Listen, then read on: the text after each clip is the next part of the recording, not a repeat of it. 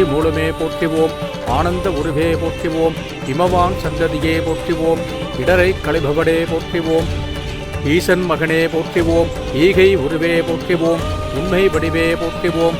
ஊரும் களிப்பே போற்றிவோம். அம்மா, கல்யாணத்துக்கு உண்டான எல்லாத்தையும் ரெடி பண்ணி வச்சுட்டேன்.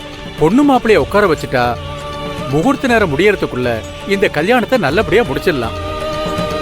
நேரத்தை கடத்தாம சீக்கிரமா வேலையை பாருங்க. அதான் நான் ஏற்கனவே சொல்லிட்டேனம்மா, 10 நிமிஷத்துல கல்யாணத்தை முடிச்சிடலாம். நீங்க 2 பேரையும் உட்கார வைங்க, எப்படி முடிக்கிறேன்னு பாருங்க. ஒண்ணு கவலைப்படாதீங்க. எருக்கு அணிந்தவனே போற்றிவோம். ஏழை பங்காளனே போற்றிவோம். ஏங்க, இந்த கல்யாணத்துல ஏதோ பிரச்சனை இருக்குங்க. அதனாலதான் உங்க அக்கா எல்லாத்தையும் வேகமா முடிக்க சொல்லிருக்காங்க. ஏய், இந்த கல்யாணத்துல எந்த பிரச்சனையாவது இருந்துட்டு போட்டோம்.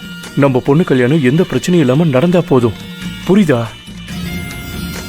சீக்கிரமா அதுங்க கல்யாணம் முடிஞ்சிருச்சுன்னா நாமளும் பயம் இல்லாம நிம்மதியா இருக்கலாம்ல. அதுவும் கரெக்ட் தான். ஒளிமய உருவே போற்றிவோம். அவ்வைக்கு அருளியவனே போற்றிவோம்.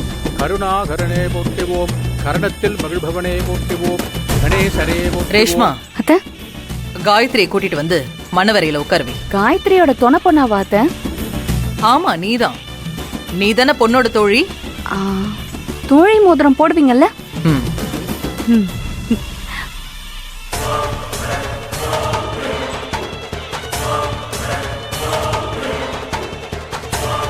அம்மா ஏதோ பிளான் பண்ணிட்டு இருக்காங்க.